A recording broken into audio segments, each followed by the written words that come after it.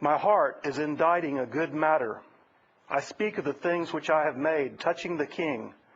My tongue is the pen of a ready writer. Thou art fairer than the children of men. Grace is poured into thy lips. Therefore God hath blessed thee forever.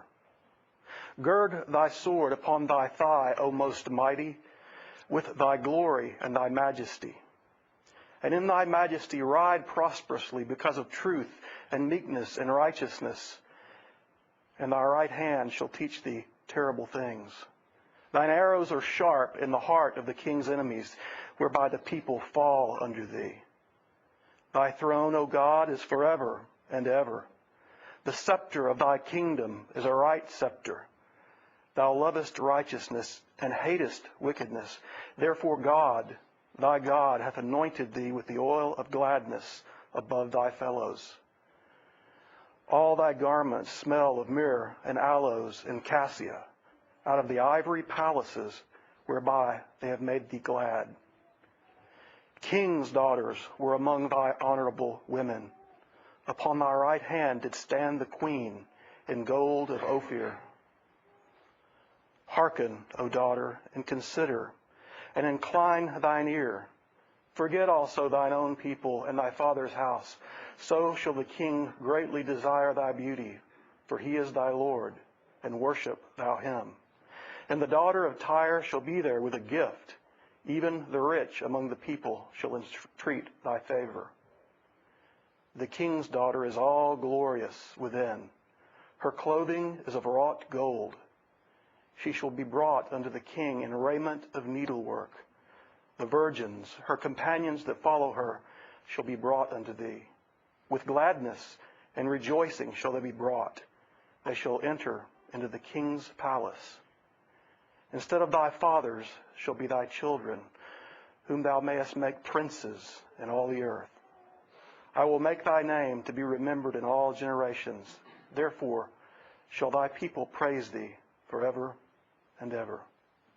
May the Lord bless the reading of his precious word. You may be seated.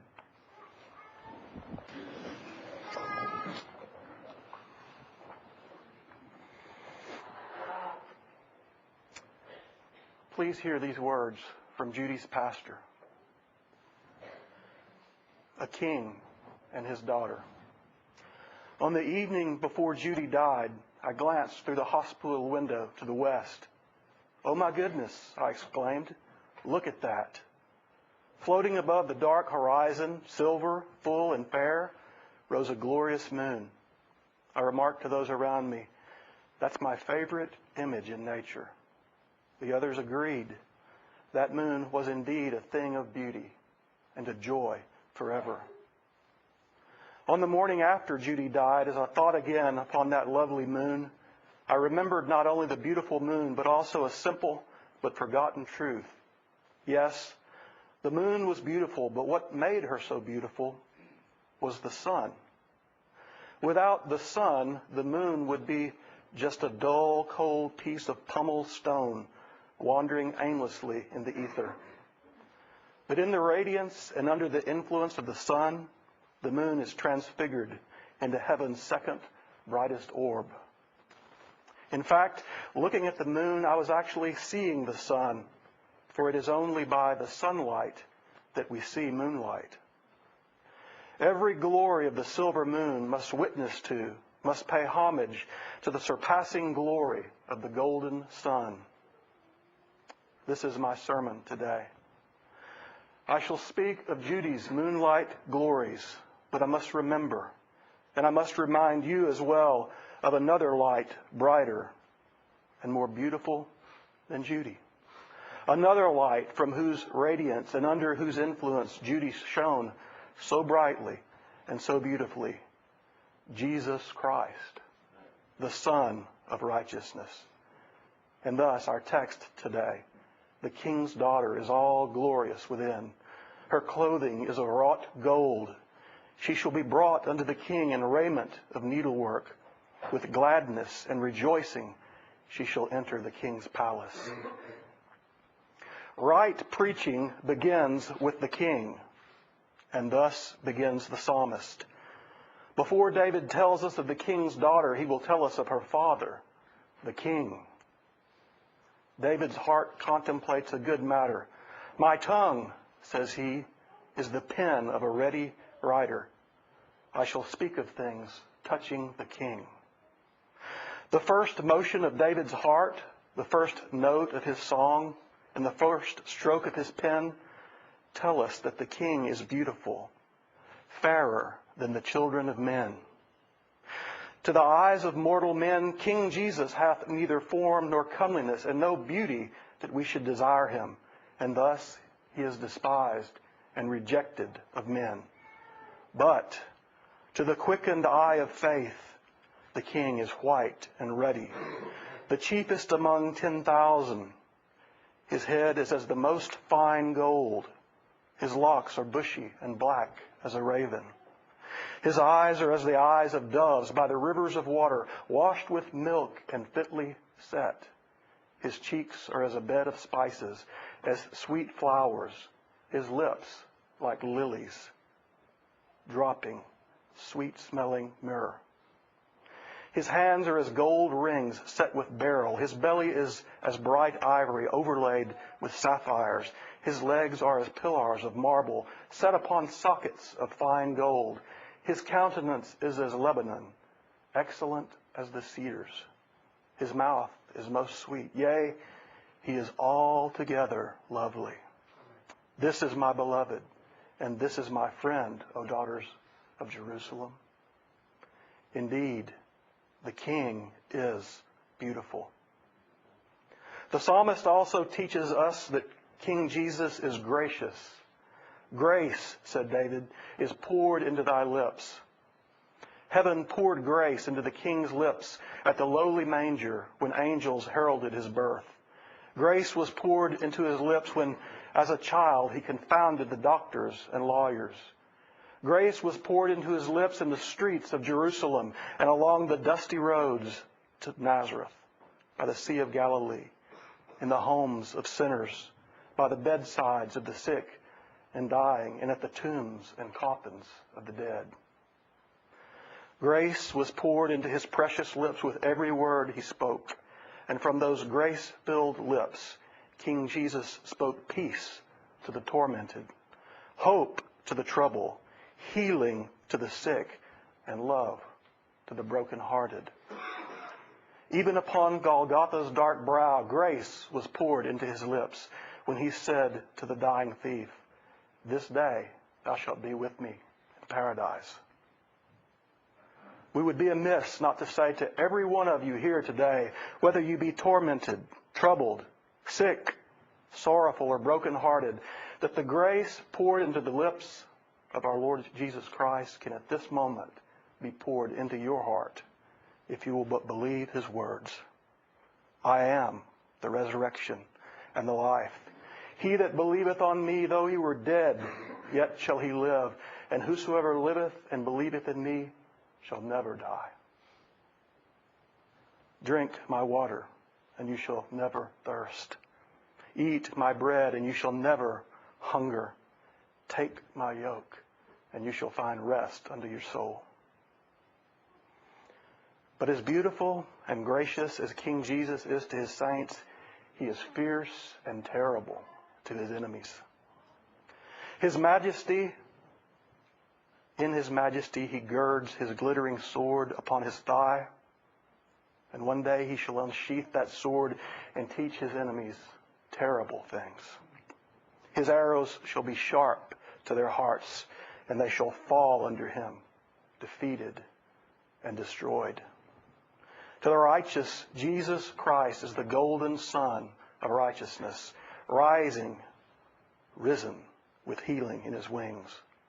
But to the wicked and unbelieving, he is the brazen and blazing sun of judgment.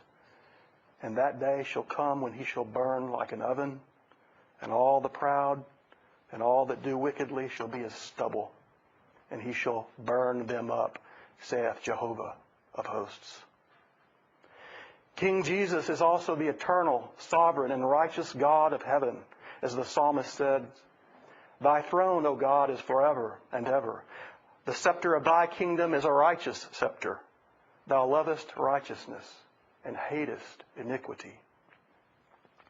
Perhaps prophesying of King Jesus' death at Calvary, the psalmist says, all thy garments smell of myrrh, aloes, and cassia. After Jesus' disciples and family took his precious body from the cross, Nicodemus brought 100 pounds of ointment and spices, very costly, to anoint the king after the manner of the Jews.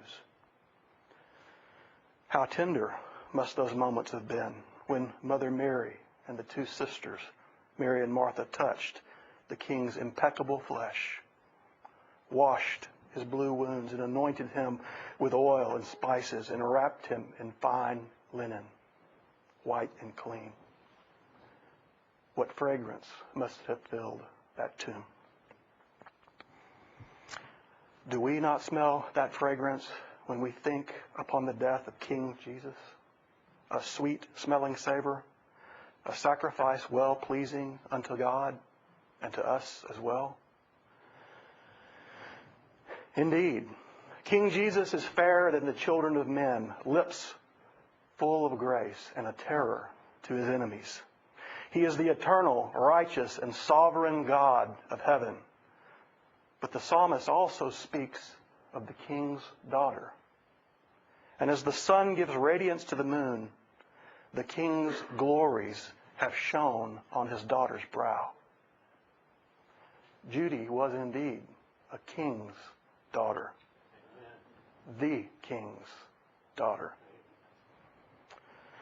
Ironically, she knew her earthly father only until the tender age of 3, when he died suddenly of a heart attack. "Where's the baby?"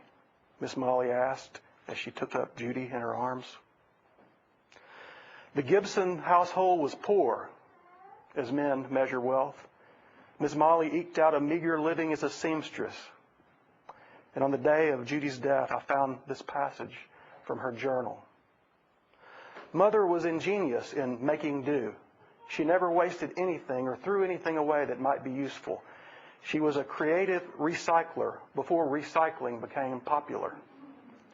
She would send us to the feed store where we would pick out the colorful sacks from which she would make our dresses. Then, when they had been worn and handed down and worn again until they were worn out, Mother took any useful pieces and sewed them into a quilt. She even took the boys' old blue jeans and made them into a quilt. It was so heavy that once you crawled under it, you couldn't turn over. But you didn't get cold. Hardly the attire of a king's daughter, but not even earth's finest silk can rival heaven's fabric. No Calvin Klein or Vera Wang can design and weave the wardrobe of the king's daughter. The king's daughter, says the psalmist, is all glorious within, not without, but within. Her clothing is wrought of gold, and she shall be brought to the king in raiment of needlework. Before I met Judy, God had already done the needlework and woven her golden attire, making her all glorious within. Interwoven in Judy's personality, like the golden strands in the garments of the high priest, the graces of heaven threaded every fiber and stitch of her character. We all saw the golden weave within her, the golden thread of love, the golden thread of joy, the golden thread of peace, the golden thread of gentleness, the golden thread of goodness, the golden thread of long suffering, the golden thread of faith, the golden thread of meekness, and the golden thread of a spirit-controlled life. I saw those golden threads on the day I met her and every day thereafter for 34 years. I saw the golden weave in her life. I heard the golden weave in her voice, and I felt the golden weave in her hands. Rather than dulling and weakening with time, I saw those golden strands become purer and purer, brighter and brighter, stronger and stronger, even in the refining fire of adversity. As a child without an earthly father, Judy was brought to the king's palace, and he said to her, "Daughter, adorn thyself with this fine needlework, this golden raiment from the king's palace. Wear it like a princess of heaven, for you are the king's own daughter." Judy heard her father's voice, even the voice of the king, and she adorned herself within and without in that golden raiment that he had woven for her. Now, heaven has spoken once again to our beloved Judy. Come to the king's palace, for the king greatly desires thy beauty. With joy and rejoicing shall you be brought to the palace of the king. He will make your name to be remembered in all generations, and all the people shall praise you forever and ever. Your husband shall praise you in the gate, and your children shall rise up and call you blessed. Rise up, my love, my fair one, and come away. King Solomon contemplated, even adored his beloved, and said, "Who is she that looketh forth as the morning, fair as the moon, and clear as the sun?" That full moon upon which I gazed was a glorious vision, but not as glorious as the heavenly vision I have seen in my darling wife. Heaven's graces and glories have hovered about her as a guard angelic placed. And the light of God has shone so brightly upon Judy as to emparadise my soul by showing me a true reflection of God. But even a virtuous woman like Judy, though radiant in her life, like the silver moon, full and fair, must wane before our eyes until the only light we see is the sun. And thus we must say, good night, lovely moon. Good night, beloved sister. Good night, cherished friend. Good night, dear mother. Good night, darling wife. Good night, king's daughter. Good night, precious Judy, fair as the moon and clear as the sun. Thank you for shining so brightly, for showing us your sunlight. Your radiance shall forever remain a silver impress upon our memory and a constant reminder of the source of your beauty and light, the golden sun of righteousness, Jesus Christ, who has now risen upon you with healing in his wings. Please stand with me.